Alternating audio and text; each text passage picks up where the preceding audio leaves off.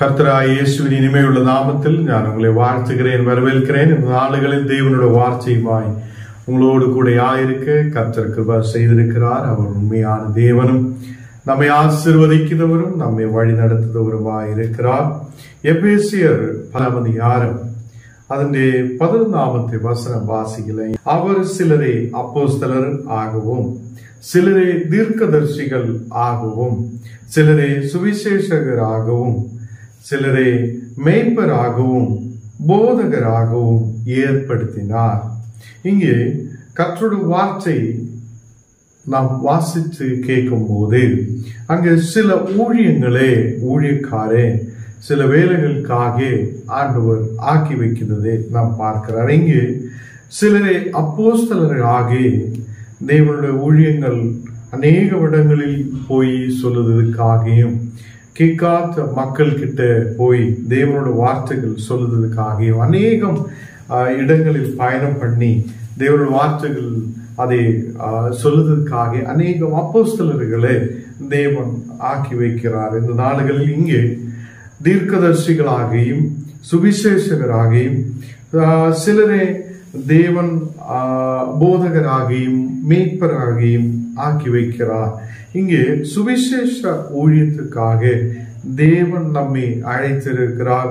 கிறிஸ்துவின் சரீரமாகிய சபையில் அதை பக்தி விருத்தி உண்டாகுவதற்காகவும் அநேகர் தேவனுடைய பக்தியிலே முன்னாடி வருவதற்காகவும் நாம் இந்த ஊழியங்கள் பல விதமாக ஊழியங்களை நாம் காணப்படுகிறார். இந்த நாடுகளில் கிறிஸ்துவின் சரீரமாகிய சபையானது பக்தி விருத்தி அடைந்ததுக்காக இப்படிப்பட்ட ஊழியங்களை தேவன் வைத்திருக்கிறார். அநேகர் இந்த நாடுகளில் ஊழியங்களை ஒரு வேலையாய் பார்க்கிறவங்க இருக்கிறார். சில நேரத்தில் அவங்க பார்ட் டைமாய் ஏதோ வேலைகள் செய்து இந்த ஊழியங்கள் செய்யலாம் என்று நினைக்கிறவங்க இருக்கிறார். அதை அநேகர் பல தரத்தில் கர்த்தருடைய ஊழியங்கள் செய்யப்படும் போது இந்த நாடுகளில் தேவன் அதை நமக்கு கொடுக்கப்பட்ட அந்த ஊழியங்களை அநேகருக்கு பக்தி விருத்தி உண்டாகுவதற்காக அநேகர் பக்தி விருத்தியோட அடையும்படி பக்தி விருத்தி அடைந்து முன்னாடி கடந்து செல்வதற்காக அதை தேவன் நம்மை சுவிசேஷ ஊழியத்தில் ஆக்கி வைத்திருக்கிறார். அதை இந்த நாடுகளில் வஞ்சிக்கிறதுக்கோ தந்திரங்களும் அதை அநேகம் காற்றினாலே அடிக்கப்பட்டு அதை உண்டாகுத அலையானதை போல ஆடி உலைத ஒரு ஊழியம் அல்ல தேவன் நமக்கு கொடுக்கப்பட்டிருக்கிறார். இந்த நாடுகளில் காற்று அடிக்கும் போது காற்று அடிக்கப்பட்டு அலை உண்டாகுது போல அதை நாம் அதே மாதிரி இருக்கிற ஒரு சூழ்நிலையில் கர்த்தர் நம்மை ஆக்கி வைத்திருக்கிறது இல்லை.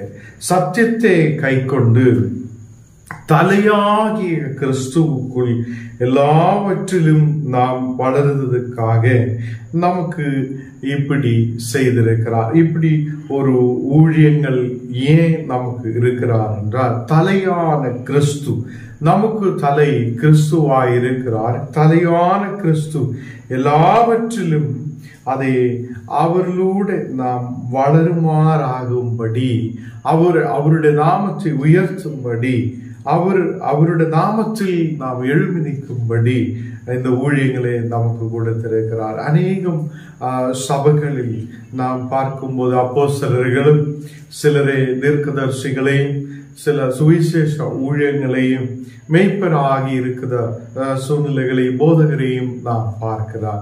அதை இந்த நாடுகளில் இங்கே அநேகம் இந்த 5 விதமான ஊழியங்களை இங்கே வைத்திருக்கும் போதும் இவையெல்லாம் எதுக்காக என்றால் நம்மே வளர வைக்கிறதுக்காக அல்ல, நம்முடைய ஏதோ ஒரு வளர்ச்சிக்காக அல்ல.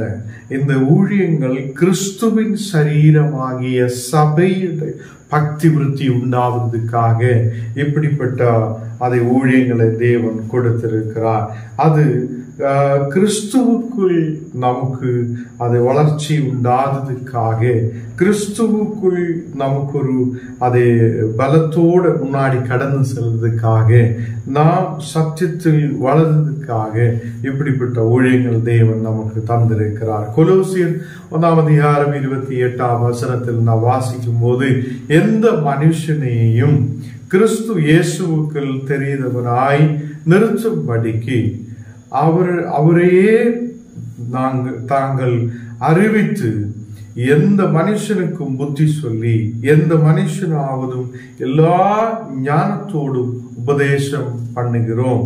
எந்த மனுஷனுக்கும் அதை எல்லா ஞானத்தோடையும் இந்த உபதேசத்தை பண்ணுகிறார். இங்கே கொலோசியரில் அப்போஸ்தலர் சொல்லுகிறார், நாங்கள் எந்த மனுஷனுக்கும்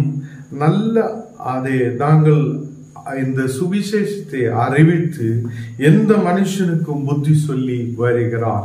அது எந்த மனுஷனுக்கும் எல்லா ஞானத்தோடும் நாங்கள் உபதேசம் பண்ணுகிறார். ஏதோ கம்மியான ஞானத்தை கொண்டு சுவிசேஷத்தை அறிவித்தது இல்லை, கம்மியான ஞானத்தோட உபதேசம் பண்ணியது இல்லை.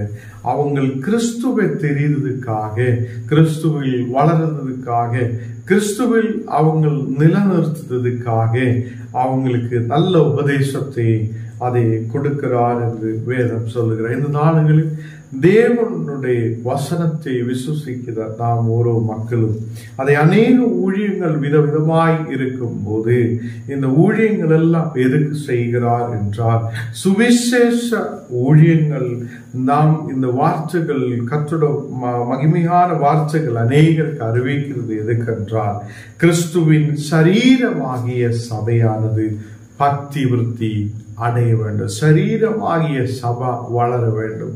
சரீரமாகிய சபா அதை பக்தி விருத்தி உண்டாய் அது என்றென்றைக்கு நிலைத்து நிற்குதா, தேவனுக்காக எழுமி நிற்குதா, ஒரு சபையாய் வளர வேண்டும் என்பதுதான்.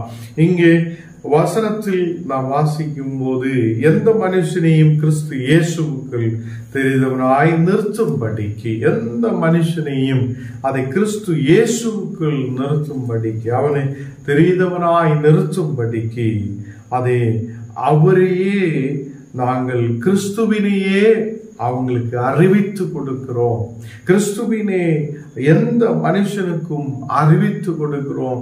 எந்த மனுஷனுக்கும் புத்தி சொல்லி அதை கிறிஸ்துவே அறிவிக்கிறோம். எந்த மனுஷனுக்கும் எல்லா ஞானத்தோடும் கூட அதை உபதேசம் பண்ணுகிறோம். இந்த நாடுகள் ஞானம் நீங்களும் நம்ம சபைகளும் அதை கிறிஸ்துவே அறிவிக்கிற சபைகளாய் ஓரோ மக்களையும் கிறிஸ்துவில் நிலைநிறுத்தும்படிக்கு, ஓரோ மக்களையும் கிறிஸ்துவில் நிலைநிறுத்தி அவங்களுக்கு நல்ல அறிவுள்ள நல்ல புத்தி சொல்லி அவங்களை எல்லா ஞானத்தோடும் உபதேசிக்கிற சபைகளாயிருக்க கர்த்தர் நமக்கு கிருபை செய்வார். நாம் ஜெபிக்கலாம். ஆண்டவரே, இந்த நாடுகளில் உமது வசனத்தால் நீர் எங்களை பலப்படுத்துவதற்காக ஸ்தோத்திரம். உமது வசனம் எங்களை பலப்படுத்துது. நீர் எங்களோடு கூட இருந்து ஆசீர்வதிக்கிற தேவன். அநேகர் வியாதியோடு பலவீனதையோடு ஆயிருக்கும் போது அந்த வியாதி படுக்கைகளை நீர் எடுத்து மாற்று. பலவீனமான சூழ்நிலைகளை மாற்று. கண்ணுநீரான சூழ்நிலையில் இருக்கிற மக்களுக்காக ஜெபிக்கிறேன். எல்லா கண்ணுநீரான சூழ்நிலைகள் மறையப்படட்டும். ஒரு விடுதல் உண்டாக கிருபை செய்யும். நீரே பரிசுத்தராய் கூட இரு. ஆண்டவரே, இந்த நாடுகளில் ஒரு பெரிய சௌக்கியத்தோடு விடுதலோடு மக்கள் முன்னாடி வர நீர் கிருபை செய்ததுக்காக ஸ்தோத்திரம். இந்த வசனம் எங்களை பலப்படுத்துவதா இருக்க, இந்த வசனத்தால் நாங்கள் ஆண்டவரே உம்முடைய வார்த்தையில் என்றென்றைக்கு நிலைத்து நிற்க, உம்முடைய ஞானத்தை அறிய, உம்முடைய வசனத்தை அறிய நீர் கிருபை செய்ததுக்காக ஸ்தோத்திரம்.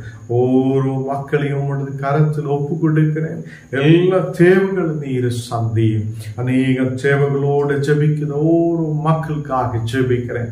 எல்லா தேவைகளையும் நீர் சந்தியும். ஒரு விடுதலை கொண்டு தரவும் இயேசுவின் நாமத்தில் தரப்பிதாவே, ஆமென்.